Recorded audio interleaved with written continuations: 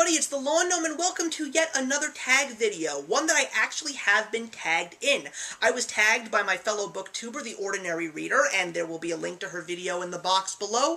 The topic of today is a book tag about ice cream, and what could be a better time than the end of summer, especially with another heat wave coming our way, to indulge in another great summer treat. So I've got all the questions here and I'm really excited to give you guys my answers. So without further ado, let's start off the ice cream book tag.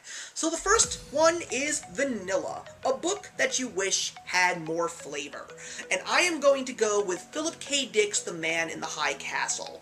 The premise is a great idea. It was actually one of the very first books that featured an alternate universe where the Nazis and the rest of the Axis of Powers actually won World War II and took over the United States. And to see all of this actually take place was such a great idea, but the story itself felt very, very boring and very, very flat, and for such a premise like this, I really thought that there was going to be a little bit more to it. The next one is Chocolate, a long book or an immersive world that you enjoyed indulging in, and that of course would be Stephen King's It. It is a monster of a book, but it was so atmospheric and so incredible with so many layers for all the characters, not to mention an extremely creepy character in Pennywise the Clown. Absolutely fantastic. The third one is Strawberry, a romance that was super sweet. Well, I am going to flat out say that I am not someone who really cares much for romance, but I would definitely say that one of the sweetest romances that I did see in books was probably Wolf and Scarlet from the Lunar Chronicles, because even though it does have some very dark elements in it, they definitely had one of the deepest love connections that I saw in many books, and I'm not really much of a romantic reader. I mean, sure, I could have probably went with Romeo and Juliet, but God knows who wants to do that. But anyway, yeah, that's definitely one of the deeper romances that I have seen in books that I have read recently. Number 4 is Ice Cream Sundae, a book encompassing all of the elements that you love. Well, that would definitely have to be The Hobbit from J.R.R. Tolkien. A little bit of fantasy, a little bit of action, some wonderful poetry, and some comedy. There's definitely a little something for everybody in that wonderful adventure story, and it is definitely one of my personal favorites. Question number 5 is Milkshake, a book that blends genres. Well, that would definitely be the Dark Tower series, but I'm specifically going to go with the Dark Tower's first book, which is The Gunslinger, because it brings together the classic Western, the science fiction, a little bit of fantasy and horror, as well as alternate dimensions, which is also a science fiction topic. Those are some of the things that I really love in books, and to see them all together in a very atmospheric story was definitely a treat for me.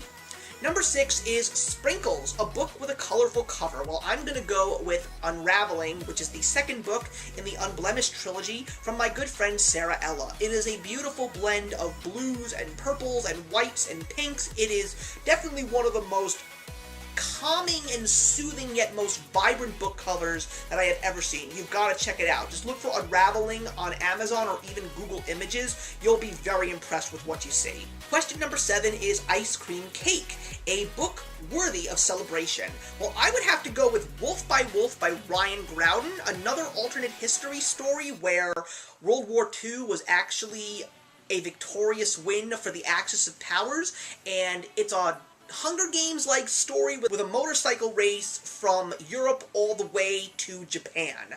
It is so interesting and such an interesting spin on history. I would highly recommend it, and I feel that it doesn't get as much love as most people feel that it should. And the follow-up in the duology, which is Blood for Blood, is definitely a different take, a whole different atmosphere, but such an important piece of the story. 2 wonderful books, but Wolf by Wolf, that saga definitely needs to be praised more.